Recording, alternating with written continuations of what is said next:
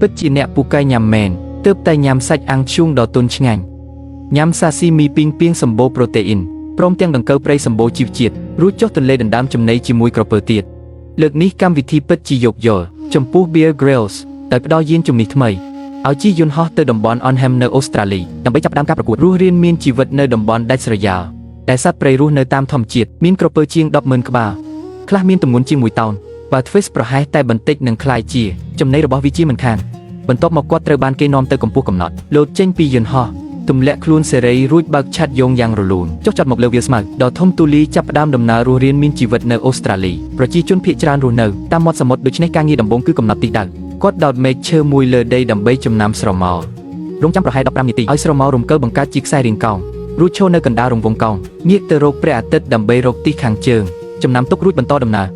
មិនយូរប៉ុន្មានខាងមុខលេចចេញផ្ទាំងថ្មរដិបរដប់តែសម្រាប់គាត់មិនមែនជាបញ្ហាទេគ្រាន់តែរត់ផ្លោះលោតឡើងដល់កំពូលនៅទីនេះគាត់ឃើញដើមឈើមួយត្រូវរន្ទះបាញ់មែកចេះខ្លោចរីប៉ាយគ្រប់ទី ស្នូខាងក្នុងសតធ្យូងជាច្រើនដែលជារបស់មានប្រយោជន៍ខ្លាំងណាស់ទើបឆ្លៀតប្រមូលទុកខ្លះរួចបន្តដំណើរទិដ្ឋភាពជុំវិញពោពេញដោយរណ្ដៅជ្រៅនិងច្រាំងចោតភូមិសាស្ត្រលំបាកធ្វើឲ្យការធ្វើដំណើរជួបឧបសគ្គគាត់ជ្រើសរើសផ្លូវខ្លីកាត់តាមគំនរថ្មចំណែកក្រុមថតរូបតាមពីក្រោយយ៉ាងលំបាកលំបិនលូនកាត់ចន្លោះថ្មចង្អៀតកណ្ដាលផ្លូវប៉ះពោះទៀតធ្វើឲ្យអ្នកថតរូបភ័យព្រលឹងចុងសក់ដូច្នេះគាត់ត្រូវរកផ្លូវស្រួលជាងនេះកាត់តាមរូងភ្នំរួចប្រញាប់ចេញមកក្រៅនៅខាងក្រោមគំនរថ្មធំគាត់ឃើញរណ្ដៅជ្រៅដ៏ធំមួយដោយចង់ដឹងក៏ដើរទៅជិតឃើញមានទឹកនៅខាងក្រោមល្មមអាចបំបត្តិការស្រេកទឹកបានតែដើម្បីកុំឲ្យឈឺពោះដោយសារទឹកកខ្វក់គាត់ដោះអាវធ្វើជាតម្រងដាក់ធ្យូងចូលថែមស្មៅផ្អែមមួយស្រទាប់រួចចាក់ទឹកធ្វើបែបនេះទឹកដែលចម្រោះរួចមានសុវត្ថិភាពជាងផឹកមួយក្អឹកត្រជាក់ស្រួលខ្លួនណាស់បំបត្តិស្រេកបានល្អជាងញ៉ាំសាច់គោ10ដងទៅទៀតសម្រាប់រួចគាត់បន្តឆ្លងកាត់ផ្ទាំងថ្មស្រាប់តែជើងស្ទើរតែធ្លាក់ជ្រុះក្នុងគ្រាអាសន្នត្រូវប្រើដៃទាំងពីរតោងជាប់ថ្មទើបរួចផុតគ្រោះថ្នាក់យ៉ាងប្រផិតប្រផាយធ្វើឲ្យព្រឺឆ្អឹងខ្នងតាំងស្មារតីរួចទើបសន្សឹមចុះមកក្រោមដោយប្រុងប្រយ័ត្នគាត់ចុះមកតាមរូងមួយនៅលើច្រាំងថ្មឃើញស្នាមផ្សែងបញ្ជាក់ថាកន្លែងនេះធ្លាប់ជាទីលំនៅរបស់ជនជាតិដើមចេញមកក្រៅបន្តរុករកក្បែរនោះឃើញផ្ទាំងគំនូរបុរាណមួយទៀតកាន់តែបញ្ជាក់ការសន្និដ្ឋាននេះបេតិកភណ្ឌនេះមានអាយុកាលជាង 40,000 ឆ្នាំមើលរូបត្រីសួតអូស្ត្រាលីគូលើថ្មគាត់ទីថានេះជាសញ្ញាប្រាប់ថាមានប្រភពទឹកនៅក្បែរនេះទើបប្រញាប់ទៅរកពិតមែនរកឃើញទន្លេមួយយ៉ាងលឿនដើម្បីសុវត្ថិភាពគាត់ឈរលើច្រាំងសង្កេតមើលសិនមើលថាមានគ្រោះថ្នាក់អត់ទើបចុះទឹកឆ្លៀតមូទឹកឲ្យត្រជាក់និងដងទឹកដាក់ពេញដបមានទឹកគ្រប់គ្រាន់ហើយគាត់ចាប់ផ្ដើមគិតរកប្រូតេអ៊ីនដោយដើរតាមមាត់ទន្លេរកត្រីស្រាប់តែឃើញអ្វីម្យ៉ាងក្នុងទឹកក៏លោតចុះទៅចាប់ដោយដៃទេចង្រៃឲ្យអាមួយនេះធំគួរសមតាមពិតជាពោះទឹកសំណាងល្អគ្មានពីទេគាត់អូសចំណីសាច់ហាប់ណែនឡើងគោកសម្រាប់វាចោលរួចយកទៅរូងភ្នំរៀបចំធ្វើម្ហូបលើកនេះមិនប្រើថ្មបង្កាត់ភ្លើងទេគឺបង្កើតភ្លើងដោយត្រដុសឈើដោយដៃត្រដុសទាល់តែចេញផ្កាភ្លើងរួចផ្លុំសម្បុកភ្លើងឲ្យឆេះបង្កាត់ភ្លើងបានសម្រេចលឿនទាល់តែគ្រប់គ្នាលាន់មាត់សរសើរដាក់ពោះអាំងលើងើបភ្លើងពេលរងចាំឆ្អិនគាត់ចេញទៅរកដើមឈើមានសម្បកក្រាស់បកយកទាំងធំមកតម្រៀបឈើរួចក្រាលសម្បកឈើពីលើអញ្ចឹងបានក្រែដេកមួយយ៉ាងទន់ពេលសាច់អាំងឆ្អិនល្មមគាត់ដកកាំបិតកាត់សាច់មួយដុំសាក់ខាំមើឃើញសាច់នឹងខ្លាញ់ល្មមទន់ឈ្ងុយមិនស្ងួតមិនទ្រលាន់ព្រឹកឡើងអាហារពេលព្រឹកក៏មិនអាចខ្វះបានគាត់ដើរជុំវិញគំនរថ្មឃើញពីងធំមួយមិនបាច់គិតច្រើនកាច់ក្បាលចេញរួចដាក់ចូលមាត់ទំពាបានអាហារសម្បូរប្រូតេអ៊ីនមួយពេលទៀតបន្ទាប់មកដើម្បីកំណត់ទីដៅឲ្យច្បាស់គាត់សម្រេចចិត្តឡើងទៅទីខ្ពស់ដើម្បីសង្កេតមើលលើកនេះអ្នកថតរូបឆ្លាតជាងមុនហុចកាមេរ៉ាឲ្យគាត់កាន់ខ្លួនឯងគាត់ក៏អោបកាមេរ៉ាឡើងច្រាំងថ្មចោតព្យួរខ្លួនកណ្ដាលអាកាសមួយសន្ទុះទើបឡើងដល់កម្ពស់យ៉ាងលំបាកពីលើមើលចុះមកក្រោមគាត់ឃើញចន្លោះជួរភ្នំមានផ្លូវមួយងាយស្រួលដើរទើបកំណត់ទីដៅរួចបន្តដំណើរមិនឈប់មិនយូរប៉ុន្មានក៏ចូលដល់ព្រៃស្បាតខាងមុខស្រាប់តែលេចចេញក្រពើដ៏ធំមួយប្រឈមមុខនឹងដុំប្រូតេអ៊ីនចេះដានេះក្រុមកម្មវិធីនៅនិយាយលេងថាបើមិនមែនសត្វអភិរក្សទេប្រហែលចាប់ស៊ីបាត់ហើយតែគាត់បានត្រឹមញឹមស្ងួតព្រោះគ្មានអ្នកណាជឿសម្ដីនោះទេពេលនោះសំឡេងក្រហមបន្លឺឡើងធ្វើឲ្យគ្រប់គ្នាភ័យប្រញាប់ដើរវៀងចេញដើរមិនទាន់បានឆ្ងាយផងក៏ប៉ះត្រពាំងមួយគាត់ប្រុងប្រយ័ត្នឃើញរឿងមិនស្រួលទើបរើសថ្មគប់ចូលទឹកពេលផ្ទៃទឹកកម្រើកធ្វើឲ្យព្រឺក្បាលច្បាស់ណាស់ក្រោមនោះមានរបស់គ្រោះថ្នាក់បំផុតដូច្នេះគាត់ក៏ដើរវាងមួយជុំធំដើម្បីជៀសតំបន់មរណៈនោះតែទីបំផុតខាងមុខនៅតែមានទន្លេមួយខាត់ផ្លូវដោយមិនចង់ចុះទឹកគាត់សង្កេតមើលជុំវិញឃើញដើមឈើមួយដួលផ្អែកឆ្លងទៅត្រើយម្ខាងគាត់កាន់កាមេរ៉ារួចតោងដើមឈើនោះដើម្បីឆ្លងទៅត្រើយម្ខាងដំបូងរឿងរ៉ាវរលូនធម្មតាតែពេលជិតដល់ស្រាប់តែជើងស្ទើរតែធ្លាក់ចូលទឹកត្រូវអោបដើមឈើជាប់ដោយដៃទាំងពីរទើបរស់បន្ទាប់មកគាត់គូជើងតោងជាប់សន្សឹមបំផុតទៅដើមឈើមួយទៀតរួចដោយសុវត្ថិភាពស្មានតែផុតគ្រោះថ្នាក់ហើយដើរបានបន្តិចក៏ជួបទន្លេមួយទៀតខាត់មុខ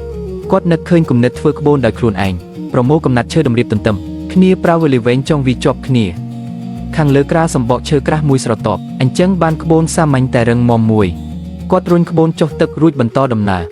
តាមផ្លូវគាត់ស្រង់បានកំណាត់ឈើពោពេញដោយបន្លាស្រួយដុសបញ្ច្រាស់ដូចផ្លែសន្ទូចក៏កាត់យកមួយដុំតូចធ្វើជាផ្លែសន្ទូចមានដងសន្ទូចហើយត្រូវមាននុយគាត់ទៅគល់ឈើប្រមូលសម្បុកពីងពីងនិងពីងពីងខាងក្នុងធ្វើនុយរួចអង្គុយលើក្បូនបណ្ដែតតាមទឹកកាត់ទន្លេដែលស្ងាត់ជ្រងគួរឲ្យខ្លាចមិនដឹងបណ្ដែតបានយូរប៉ុណ្ណាគាត់ចូលដល់ផ្ទៃទឹកដ៏ធំមួយលើច្រាំងមានក្រពើធំពាសពេញ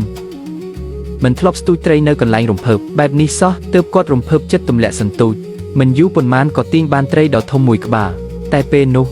ក្រពើមួយក្បាលពួនក្បែរនោះក៏សម្លឹងមើលចំណីនេះដែរភីគីទាំងពីរដណ្ដើមគ្នាយ៉ាងខ្លាំងកម្លាំងទាញក្នុងទឹកខ្លាំងពេកធ្វើឲ្យដាច់ខ្សែក្រពើក៏ត្របាក់យកប្រូតេអ៊ីននោះទៅបាត់យ៉ាងរំភើយទុកឲ្យគាត់នៅអស់សង្ឃឹមបានត្រឹមរអ៊ូទាំបំបត្តិខឹងមិនហ៊ាននៅយូរគាត់ប្រញាប់ចេញពីតំបន់គ្រោះថ្នាក់បន្តអុំក្បូនជាង1ម៉ោងទៀតពេលទឹកស្រកបន្តិចម្ដងខាងមុខប្រែជាដីគោគាត់ក៏បោះបង់ក្បូនហើយដើរថ្មើរជើងបន្តតាមផ្លូវគាត់ឃើញលាតក្បាលក្រពើដ៏ធំមួយនៅក្នុងតំបន់ទឹករាក់ទំហំធំទាល់តែមើលទៅដូចហ្វូស៊ីលសត្វបុរេប្រវត្តិធ្វើឲ្យគាត់កាន់តែប្រុងប្រយ័ត្នបើផ្ទៃទឹកស្ងាត់ជ្រងជុំវិញក៏ព្រឺឆ្អឹងខ្នងមិនទាន់ចប់ទេគាត់មានអារម្មណ៍រមាស់ជើងខុសធម្មតាអោនមើលក៏ឃើញឆ្លើងកំពុងតោងបឺតត្រូវប្រញាប់បេះចេញភ្លាម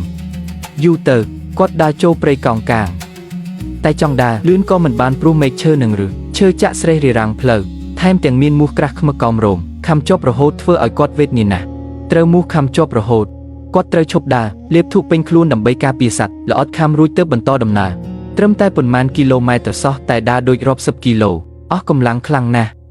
់ដើម្បីបំពេញថាមពលគាត់រកកំណាត់ឈើពុកកាយរកដង្កូវខាងក្នុងរួចញ៉ាំឈើដូចសាស៊ីមីព្រោះគ្មានលទ្ធភាពចម្អិនរសជាតិមិនឆ្ងាញ់សោះតែគិតដល់ប្រូតេអ៊ីនខ្ពស់ជាងសាច់គោច្រើនដងទើបខំធ្មេញលេបញ៉ាំរួចក៏បន្តដំណើរទៅមុខទៅដល់តំបន់ដីគោកដើម្បីកុំឲ្យវង្វេងទេគាត់យកដំបងវែងមួយដាក់ខាងមុខធ្វើជាចំណាំរួចដើរតាមទីនោះធ្វើបែបនេះច្រំដែរមិនដឹងយូរប៉ុណ្ណាទីបំផុតក៏ចេញផុតពីព្រៃកោងកាងលើវាលខ្សាច់ខាងមុខឃើញស្នាមជើងមនុស្សគាត់ប្រញាប់ដើរតាមហើយឆាប់តាមទាន់អ្នកខាងមុខបញ្ចប់បេសកកម្មរស់រានមានជីវិតលើកនេះដោយជោគជ័យក្នុងដំណើរផ្សងព្រេងផ្សេងទៀតអាហាររបស់គាត់ប្រៀបដូចពិធីជប់លៀងកណ្ដាលព្រៃមានដូចជាត្រីស្រស់សាច់ត្រីមានជាតិទឹកលៀសសមុទ្រធាត់ញ៉ាំឆៅយ៉ាងស្រស់ស៊ុតបាក់សីសម្បូរជីវជាតិជាងសាច់គោរាប់សិបដងដល់ថ្នាក់ក្តាមសាក់សំត្រឹមធ្វើនុយអារម្មណ៍រស់រានមានជីវិតដូចកំពុងដើរលេងលើកនេះគាត់បោះជំហានដល់ច្រាំងខាងលិចប៉ាណាម៉ាត្រូវបានទម្លាក់ចោលលើឆ្នេរខ្សាច់ស្ងាត់ជ្រងអ្នកដែលធ្លាប់រស់លើកោះច្បាស់ជាយល់ជ្រើសរើសកោះត្រូវគឺជារឿងរស់និងស្លាប់សំខាន់បំផុតគឺប្រភពទឹកសាបឆ្នេរខ្សាច់តូចតែស្អាតនៅចំពោះមុខគ្រាន់តែឃើញក៏អស់សង្ឃឹមបើនៅយូរច្បាស់ជាគ្រោះថ្នាក់ដូច្នេះគាត់សម្រេចចិត្តចាក់ចេញភ្លាមទោះដឹងថាក្រោមសមុទ្រអាចមានឆ្លាមខំប្រឹងហែទៅរកកោះដែលនៅជិតបំផុតពេលកំពុងហែត្រីបាឡែនយក្សមួយស្រាប់តែងើបឡើងក្បែរនោះទំហំខុសគ្នាឆ្ងាយណាស់ធ្វើឲ្យគាត់ព្រឺក្បាលព្រឺខ្លួនទស្សនារួចទិដ្ឋភាពដ៏អស្ចារ្យនោះគាត់បន្តហែរហូតដល់កោះគ្រាន់តែឡើងគោកក៏ជួបច្រាំងថ្មចោតធ្វើឲ្យអ្នកថតរូបក៏លាន់មាត់ភ្ញាក់ផ្អើលតែគាត់មិនរួញរាបន្តឡើងលើផ្ទាំងថ្មដែលលោកកាត់ពីការប៉ះទង្គិចនៃផ្ទាំងសិលាជាង1លានឆ្នាំភូមិសាស្ត្រពិបាកឡើងនឹងងាយរអិលណាស់ដោយសារភាពក្លាហាននិងការអត់ធ្មត់ទីបំផុតគាត់ក៏ឡើងដល់កំពូលលើកោះមានដើមឈើខៀវស្រងាត់ស្មៅខ្ពស់ត្រឹមជួរក្បាលថែមទាំងមានព្រៃចេកដ៏ធំមួយតែអ្វីដែលគាត់ខ្វល់ពេលនេះមិនមែនអាហារទេគឺឱកាសត្រូវបានសង្គ្រោះគាត់ដើរទៅម្ខាងទៀតនៃកោះសម្លឹងមើលសមុទ្រឃើញតែភាពទេស្អាតគ្មានស្រមោលទូកសំបីមួយទោះជានេះត្រឹមជាកោះតូចតែមើលទៅដូចជាកន្លែងសម្បូរធនធានជាងគេលើថ្មគាត់ឃើញសាកសពសត្វស្លាប់មួយក្លិនស្អុយណាស់តែនៅតែយកលាតក្បាលក្រែងលោថ្ងៃក្រោយអាចប្រើការបានបន្តស្វែងរកក្នុងជ្រុងថ្មមួយបាំងខ្យល់គាត់ឃើញគំនរសម្រាមសមុទ្រមានទាំងកំទេចឈើសំណាញ់ត្រ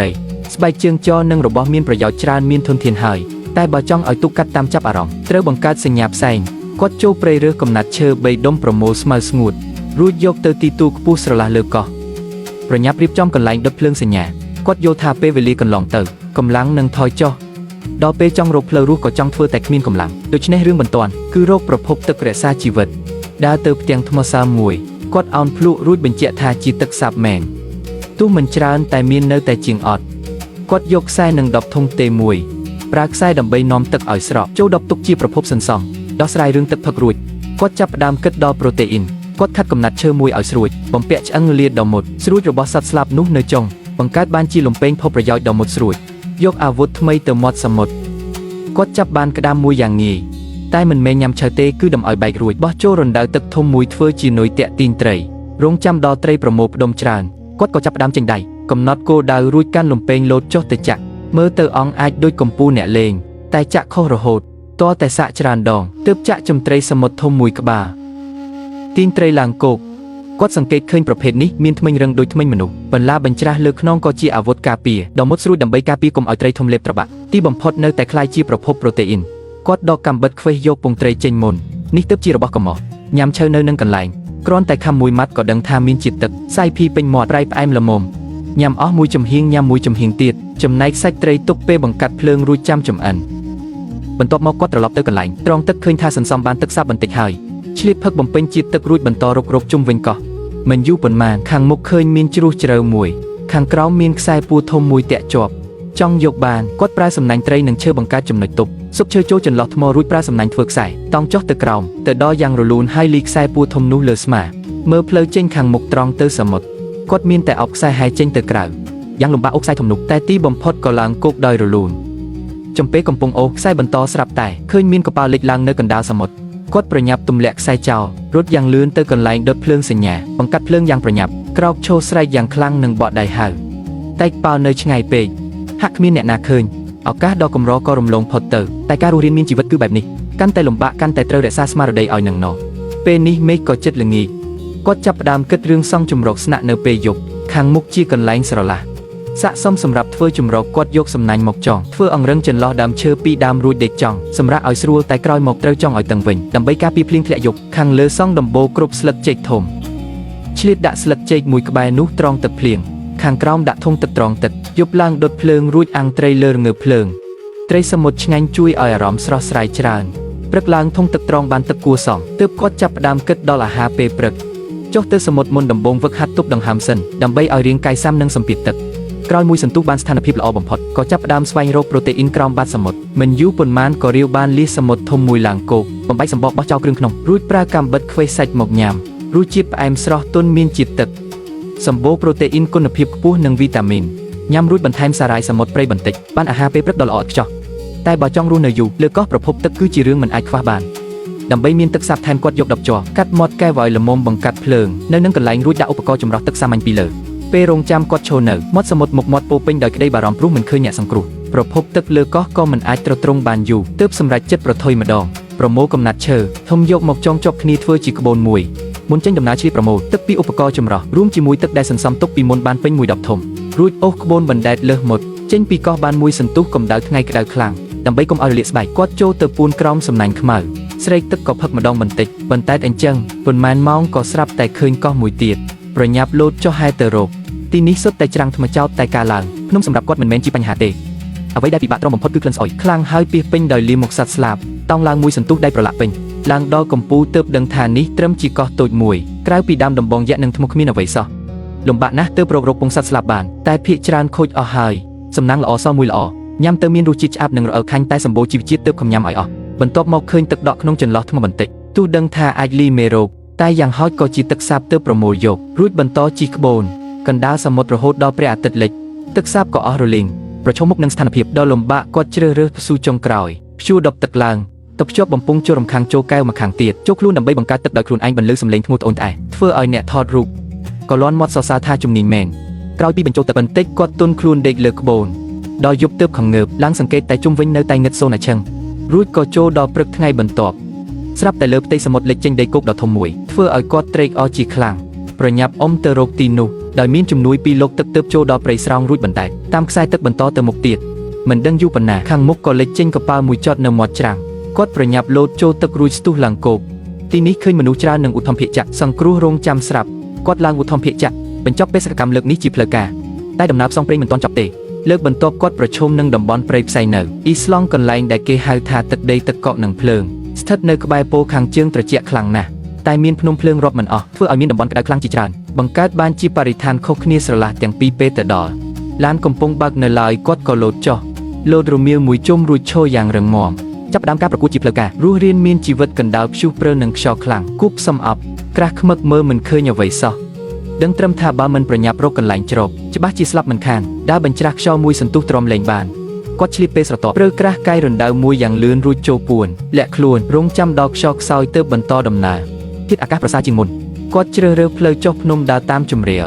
យ៉ាងលឿនក៏មកដល់ទន្លេទឹកកកដ៏ធំមួយដឹងថាដើរលើទឹកកកងាយអើគាត់ក៏ដោះស្រោមជើងពាក់ខាងក្រៅស្បែកជើងដើម្បីបង្កើនការគិតព្រមទាំងការពារកុំឲ្យធ្លាក់ចូលប្រឡោះទឹកកកជ្រៅគាត់យកខ្សែពួរចងភ្ជាប់ខ្លួននឹងអ្នកថតរូបធ្វើឲ្យអ្នកថតរូបទាំងភ័យទាំងបារម្ភពីរឿងហ៊ានប្រថុយរបស់គាត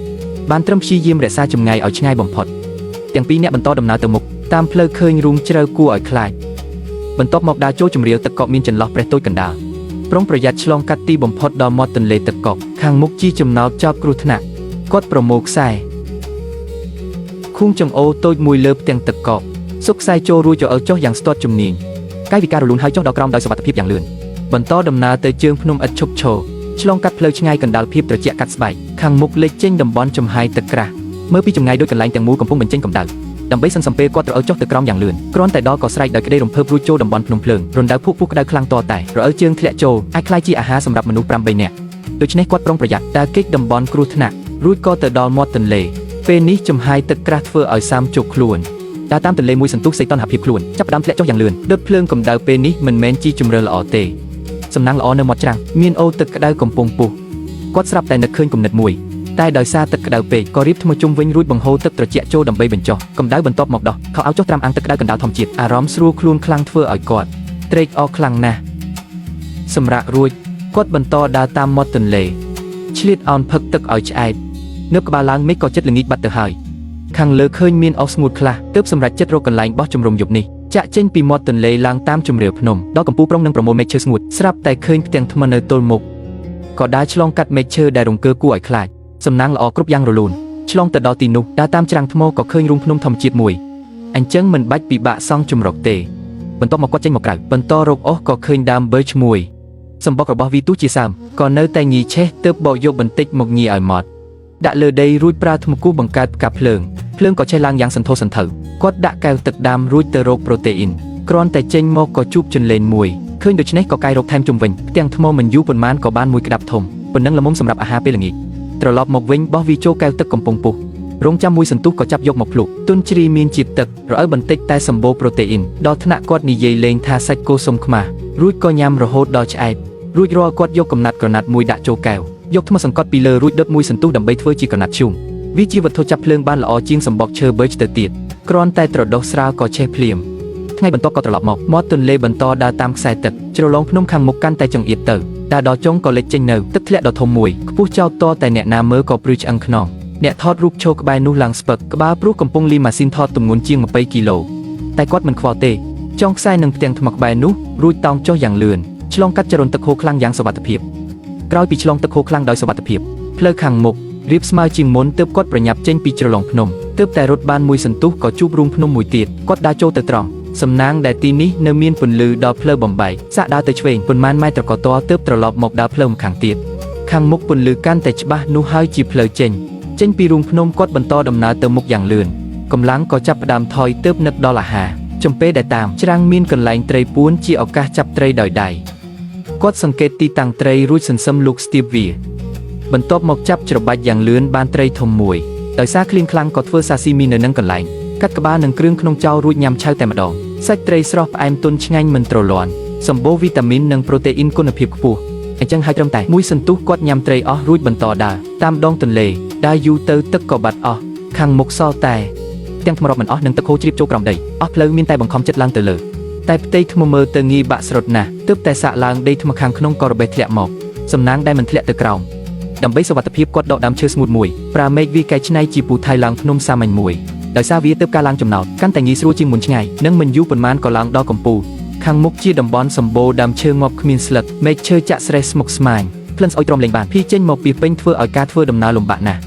់តាមផ្លូវថែមទាំងប្រទេសឃើញសាកសពកញ្ជ្រោងពោមួយស្អុយទៅហើយទើបស្ដាយបោះបង់ប្រភពអាហារនេះឆ្លងកាត់តំបន់ដើមឈើស្ងួតក្រាស់ខ្មឹកមួយសន្ទុះធំខាងមុខស្រាប់តែលេចចេញទីវាលដ៏ធំពីចម្ងាយមានទន្លេមួយគាត់ស្ទុះរត់ទៅដូចសេះដាច់ខ្សែដោយល្បឿនយ៉ាងលឿនយ៉ាងរហ័សក៏ទៅដល់ច្រាំងតែជ្រុនទឹកខាងមុខហូរខ្លាំងមែនទែនចង់ឆ្លងទៅត្រើយម្ខាងមិនងាយទេដើម្បីកុំឲ្យឆ្លងដល់ហើយរងាព្រោះខោអាវសើមគាត់ដោះខោអាវដាក់កាបូបរួចចុះទឹកទន្លេបែរមុខទៅរកខ្សែទឹកហើយបោះជំហានខ្វែងជើងគ្នាម្ដងមួយរបៀបដើរនេះជួយទប់លំនឹងបានយ៉ាងល្អ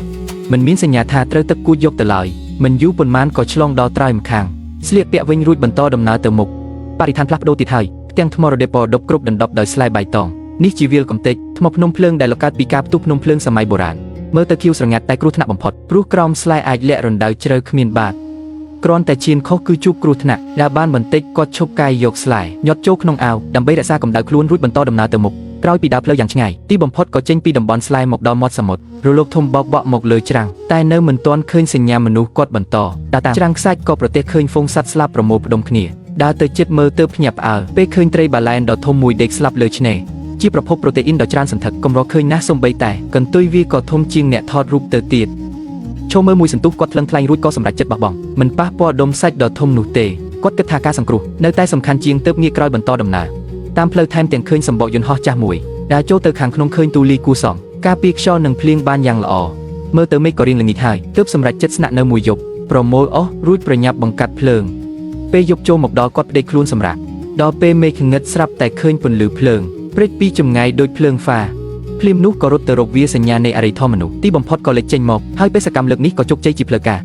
រគេតែងនិយាយថាការរស់រាននៅលើកោះស្ងាត់លំបាកណាស់តែលើកនេះដំណើររបស់គាត់ប្រៀបដូចថ្ងៃសម្រាប់ដែលមានខ្យងក្តាមញ៉ាំមិនចេះអស់ត្រីអាំងឈូងឈ្ងុយឆ្ងាញ់សម្រាប់អាហារសម្រន់ពេលយប់ឆ្លើងសមុទ្រញ៉ាំឆៅសម្បូរជីវជាតិនិងអំបិលសម្បូរប្រូតេអ៊ីនធ្វើជាអាហារសម្រន់លើកនេះគាត់ទៅតំបន់ក្បែរកោះស៊ូម៉ាត្រាដែលជាកន្លែងសម្បូរភ្នំភ្លើងបំផុតលើលោកជ្រើសយកការប្រកួតលើកោះដែលឆ្ងាយពីដីគោកបំផុតជាកន្លែងដែលការសម្រេចចិត្តខុសតែមួយក៏អាចបណ្ដាលឲ្យមានគ្រោះថ្នាក់ធ្ងន់ធ្ងរពេលឧទ្ធម្ភាគចាក់ហោះដល់កម្ពស់កំណត់គាត់តោងដៃម្ខាងនឹងជើងទុំរួចទម្លាក់ខ្លួនចុះយ៉ាងដាច់អហង្ការធ្លាក់ក្បែរឆ្នេរកោះមុនប៉ះទឹកប៉ុន្មានម៉ែត្រគាត់ដោះឆាត់យងដើម្បីចុះទឹកដោយសុវត្ថិភាពរួចហើយចូលច្រាំងចម្ងាយមិនឆ្ងាយទេតែជ្រុនទឹកសមុទ្រជុំវិញក៏ហូរខ្លាំងមែនទែនដល់ពេលឡើងគោកដៃជើងទន់អស់ព្រោះអស់កម្លាំងអង្គុយសម្រាកលើខ្សាច់មួយសន្ទុះទើបងើបឈរចាប់ផ្ដើមរុករកតាមឆ្នេរមានសម្រាមអន្តែតទៅច្រាំងជាច្រើនគាត់រើសដប់ជ័រខ្លះរួចកាត់ទៅភ្ជាប់គ្នាធ្វើជាឧបករណ៍មើលក្រោមទឹកយកចុះសមុទ្រឆ្លុះមើលបាត់សមុទ្របានយ៉ាងច្បាស់បន្ទាប់មករើសបានផ្កាថ្មមួយដុំធ្វើឲ្យអ្នកថតរូបឆ្ងល់ព្រោះរបស់នេះញ៉ាំមិនបានតែពេលឡើងគោកទើបដឹងថាផ្កាថ្មបញ្ចេញទឹករំអិលធម្មជាតិដើម្បីការពារខ្លួនតែនៅក្រោមពន្លឺថ្ងៃក្តៅខ្លាំងវាប្រែជាលេខការពារកម្ដៅថ្ងៃធម្មជាតិសម្រាប់គាត់ប្រសិទ្ធភាពដល់ថ្នាក់ប្រៀបបាននឹងស្ពះ50ជួយការពាររលាកស្បែកយ៉ាងល្អប្រើរួចគាត់ដាក់ផ្កាថ្មចូលសមុទ្រវិញរួចចូលព្រៃក្តៅហើយសាមធ្វើឲ្យរាងកាយបាត់បង់ជាតិទឹកជាប់រហូតដូច្នេះទឹកសាបគឺសំខាន់បំផុតរកយូរហើយនៅតែមិនឃើញត្រពាំងទឹកដីមានតែថ្មភ្នំភ្លើងដែលត្រជាក់រឹងដូចបេតុងកំពុងបារម្ភស្រាប់តែឃើញទឹកដក់លើស្លឹកឈើប្រញាប់ផឹកអស់ទូតិចតួចតែក៏ផ្ដល់តម្រុយរកទឹកគាត់បន្តដើរបណ្ដាសង្កេតមើលដីបណ្ដារួចបន្តបន្ទាប់ក៏រកឃើញទឹកដក់ក្នុងសម្បកដូងនិងលើស្លឹកឈើធំផឹកម្ដងបន្តិចជួយដោះស្រាយបញ្ហាទឹកផឹកបានបណ្ដោះអាសន្ន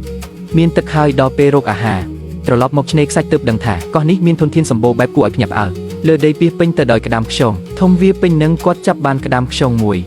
ទាញយកខ្លួនវាចេញរួចកាច់យកសាច់ក្តាមព្រោះនេះទើបជាផ្នែកឆ្ងាញ់បំផុតរបស់វាមិនយូរប៉ុន្មានក៏ប្រមូលបានមួយគំនរទុកចំអិន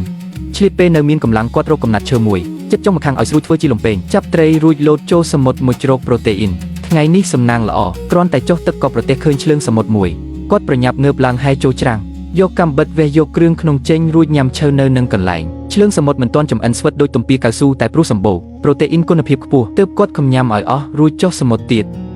លើកនេះមិនសូវសំណាងដូចមុនទេមុជប៉ុន្មានដងនៅតែមិនឃើញអ្វីសោះតែបញ្ច្រាសមកវិញរាងកាយចាប់ផ្ដើមសាំនឹងសម្ពាធទឹក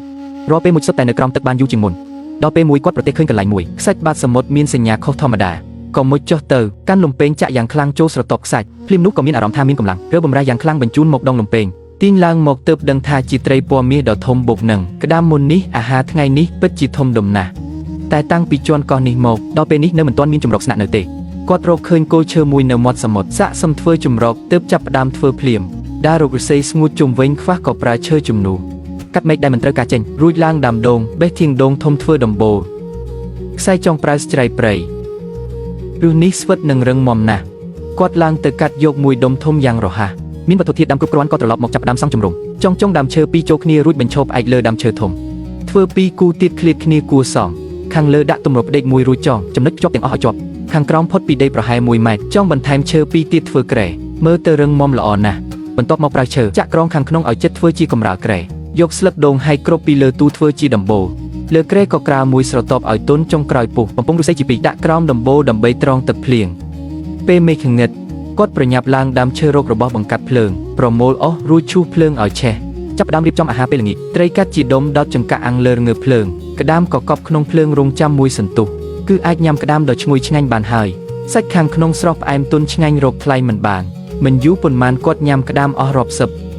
ញ៉ាំរួចកាត់សាច់ត្រីមួយដុំចូលមាត់ សាច់ត្រីទន់ផ្អែមមិនស្វិតមិនទ្រលាន់មានជាតិប្រៃល្មមព្រឹកឡើងមេឃធ្លាក់ភ្លៀងយ៉ាងខ្លាំងគាត់ក៏មិននឹកស្មានថាប្រព័ន្ធត្រងទឹកដែលខ្លួនធ្វើមានប្រសិទ្ធភាពលឿនយ៉ាងនេះផឹកទឹកសាបតតែឆ្អែតរួចចេញទៅងូតទឹកភ្លៀងអារម្មណ៍ដែលបានងូតទឹកសាបពិតជាស្រួលខ្លួនណាស់ឆ្លៀតធ្វើលំហាត់ប្រាណបន្តិចឲ្យរាងកាយកម្ដៅនិងស្មារតីស្រស់ស្រាយឡើងឆ្លៀតពេលនៅមានកម្លាំងគាត់ក៏តម្រង់ទៅប្រភពអាហារក្រោមសមុទ្រទៀតគ្រាន់តែមួយចុះក៏ប្រទះឃើញកាំប្រមាសមុទ្រមួយដែលរហ័សចាប់យកមកលើគប់ដើម្បីធ្វ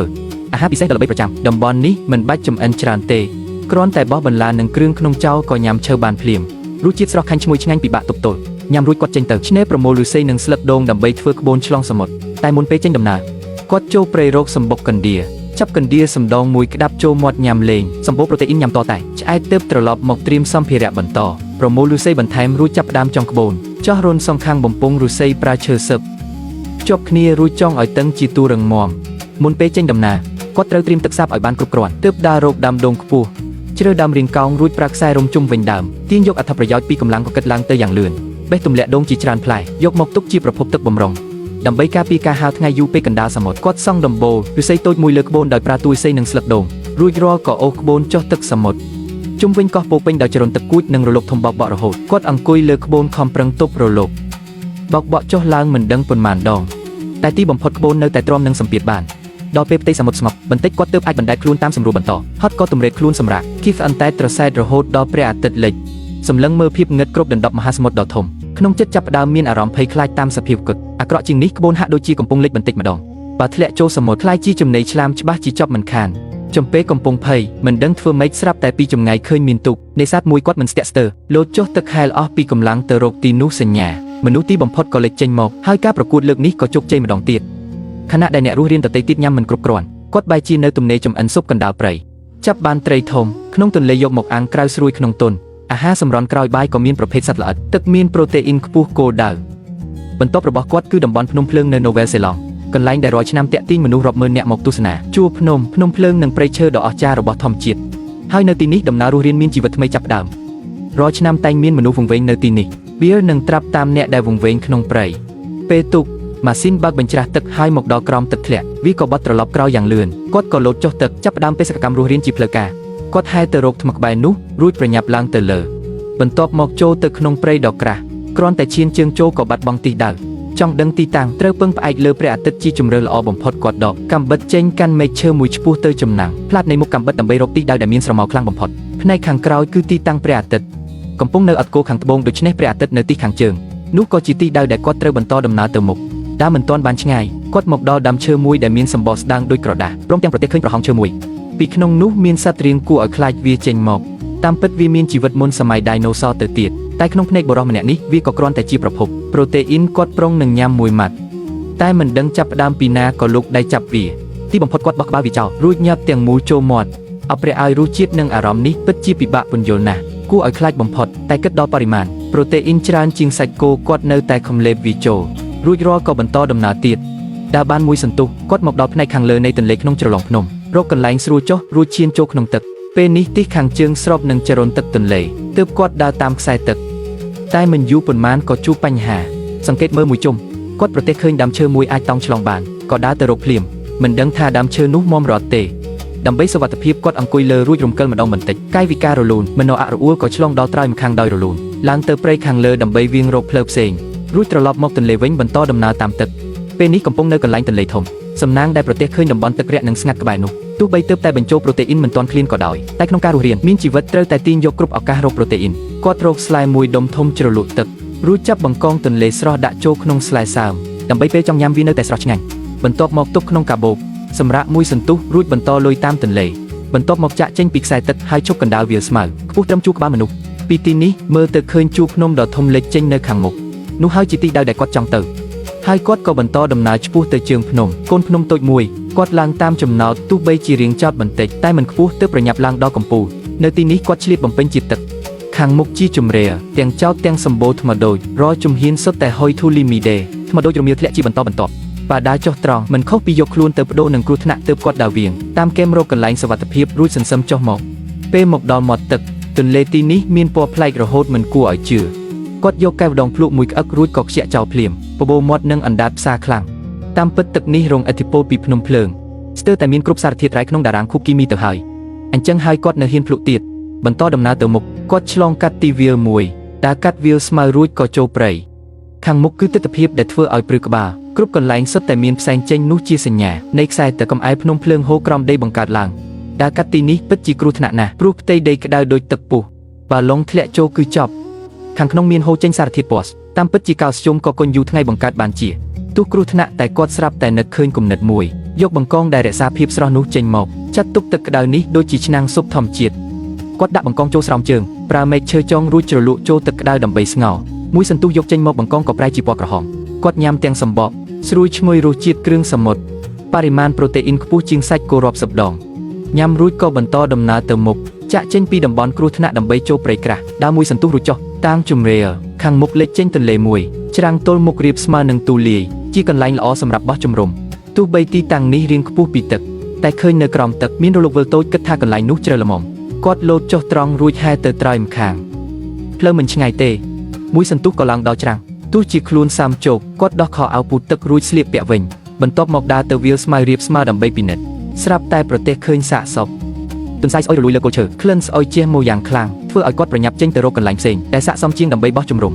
មិនយូរប៉ុន្មានគាត់ឃើញដើមឈើមួយកង់ចុះមានភាពស្វិតរឹងមាំល្អក៏នឹកឃើញគំនិតសង់ចម្រុះភ្លាមគាត់រកមែកឈើរៀងអសរវទប់ដើមកង់នោះរកឈើតូចនិងស្លឹកឈើវែងដោតក្នុងដីដកឃ្លាស្មើគ្នារួចប្រើស្លឹកវែងចង់ឲ្យតឹងដូចខ្សែពួរទូចម្រកចេញជារៀងយ៉ាងលឿនបន្ទាប់មកគ្រប់មែកស្ងួតពីលើធ្វើដំបូលមិនយូរប៉ុន្មានចម្រកក៏រួចរាល់ចុងក្រោយគាត់រកស្លែមកធ្វើជាពូកដេកតាមផ្លូវថែមទាំងប្រមូលស្លែស្ងួតនិងផ្កាថ្មធ្វើជានុយបង្កាត់ភ្លើងយកមកក្រាលលើបាតសាក់គេងទៅឃើញថាពេញចិត្តខ្លាំងណាស់ការបង្កាត់ភ្លើងមិនបាច់បារម្ភទេព្រោះមានដែកកេះបំរុងតែមុនដំបូងត្រូវដោះស្រាយរឿងអាហារសិនទៅដល់មាត់ទន្លេគាត់សង្កេតផ្ទៃទឹករួចនិយាយថានៅទន្លេនេះប្រទេសនៅវែលសេឡង់មានអន្ទង់ច្រើនណាស់តែចង់ចាប់វាត្រូវប្រើវិធីពិសេសគាត់យកស្លឹកវែងប្រើកាំបិតកោសឲ្យបែកជាសរសៃនេះជាគន្លឹះដើម្បីចាប់អន្ទង់ព្រោះធ្មេញវាដុះញឹកពេញមាត់ពេលខំទៅនឹងជាប់ណែនក្នុងបណ្ដុំសរសៃនោះមិនអាចរួចឡើយនុយគឺសាកសពទន្សាយស្អុយអំបាញ់មិញរៀបចំរួចរាល់គាត់ទម្លាក់សរសៃស្លឹកនិងនុយចូលទឹករួចរងចាំដោយអត់ធ្មត់មួយសន្ទុះអន្ទង់ធំក្លិនក៏ហែលមក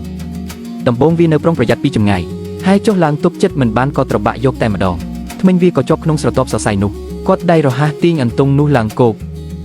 គាត់ស្ទុះទៅចាប់ក្របួចដោយដៃទាំងពីរអន្ទង់ធំមិននឹកស្មានឡើងគោកហើយនៅមានកម្លាំងខ្លាំងទៀត